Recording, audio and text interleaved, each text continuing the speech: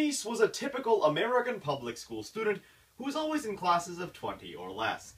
But by 12th grade, she couldn't find Asia on a map and barely graduated from high school.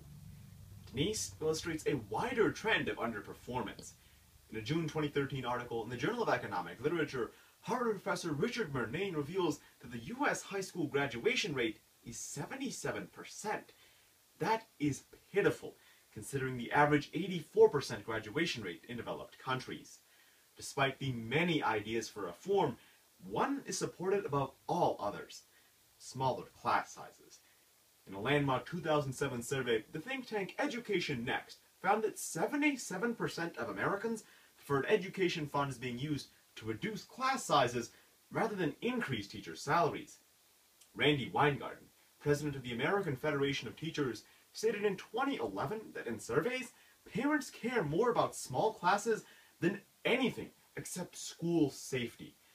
Reducing class size is seen as the sole, universal solution. That's highly problematic, because this tunnel vision blinds us from identifying and addressing the system's real inadequacies. America's global competitiveness is crumbling, and our students deserve better than just a small class. We must deconstruct the fallacy that a smaller class is always the answer. Today, we'll examine the causes of this unhealthy obsession with smaller classes, analyze its effects, and then propose some solutions. Denise experienced the smaller classes every American parent dreams of, yet she still ended up with the geography skills of a first grader. There are two principal causes: historical precedent and economic policy. In August 2011, a Michigan State University study concluded that Project STAR was the turning point for the public's perception of class size. Project STAR, or Student-Teacher Achievement Ratio, was a statewide study in the mid-1980s in one state that tested how students in kindergarten through 3rd grade would respond to being in a smaller class. Researchers randomly selected some students to stay in larger classes while placing others in smaller ones. They discovered that students in small classes in the kindergarten through 3rd grade years were found to have better test scores and higher chances of graduating high school. Later analyses of this study revealed that there were only significant effects for economically disadvantaged students. Nonetheless, parents across the nation, amazed at Project STAR's outcomes, began to clamor for these smaller classes. The Education Commission for the states pointed out in 2005 that following Project STAR, 24 states instituted measures to reduce class sizes. But the movement couldn't have gained traction without the second main cause: the economy. Reducing class size is a costly undertaking that requires more teachers, resources, and oversight in public schools.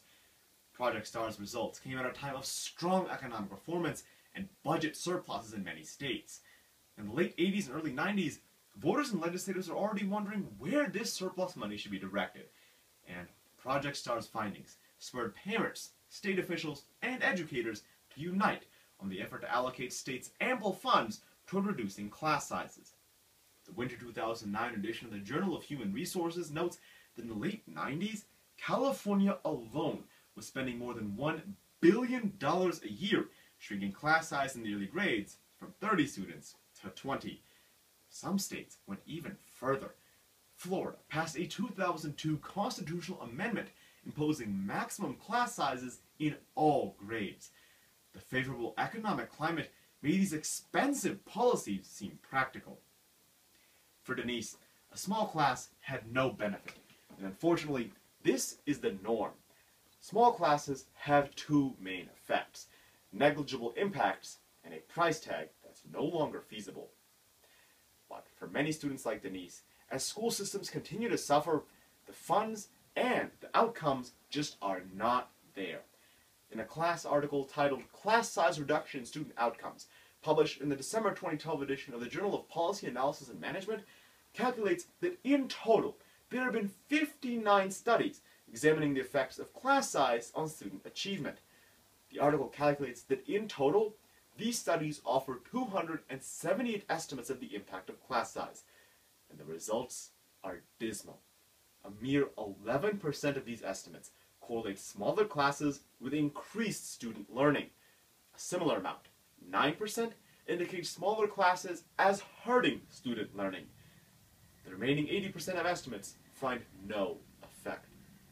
If you were a parent, would you want your child participating in an experiment that has an 80% chance of having no effect, an 11% chance of having a positive effect, and a 9% chance of harming your child's future? It's clear that public school systems have spent billions of dollars and dozens of years pursuing smaller classes, but the probability that smaller classes increase student learning is roughly equal to the probability that they decrease it. The second effect is unfeasible cost. In September 2009, the National Education Association, which is traditionally pro-small class, conceded that mounting budget deficits and other demands on school resources had made it all but impossible to continue with class size reduction efforts. In the 2010 elections, the debt-ridden state of Florida couldn't muster enough voter support to overturn the state's constitutional amendment on class size. The Florida Department of Education estimated in December 2012 that in the past school year alone, those class size caps cost the state $22 billion. During this challenging economic recovery, as teacher pay, music education, and arts programs are being slashed, smaller classes are an overly expensive, misplaced priority. But as Asian students aspire to rule Asia, American students like Denise struggle to even determine where Asia is. We must pursue solutions on two distinct levels.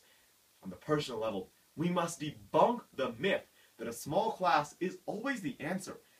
If your community has a substantial amount of economically disadvantaged children, then a small class is a way to better engage those students and prepare them for success. Otherwise, a small class achieves little to nothing. Talk with parents you know, or even send in an editorial to a local paper explaining why obsessing over classes smaller than 20 won't help students. Keep in mind that high-performing Asian countries like Japan and South Korea have average class sizes of 33 and higher. Your thoughts, even if not well received, will stimulate vital discussion. On the institutional level, let's advocate for better teacher compensation. The 2007 edition of the Brookings Papers on Educational Policy found that reducing class size in order to increase test scores raises costs by $1,287 per student. Brookings observed that the exact same improvement can be reached by raising teacher salaries, which increase per student cost by only $163. It's clear that for many, this can actually improve education for every student.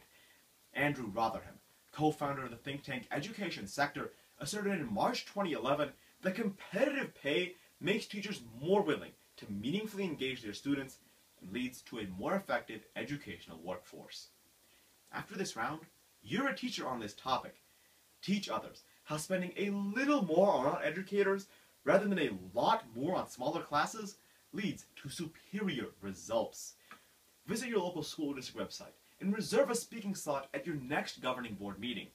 As long as you reserve your slot in advance and inform them on what you're speaking about, most school boards will accommodate and give you the floor for several minutes. The board members are likely to partner with you and end the small class obsession. Today, we explored the causes and effects of our obsession with small classes before establishing some solutions. Eliminating the small class craze and paying teachers more may not be a glamorous way to bolster public education, but it is a proven and cost-effective method to help American students master basic geography.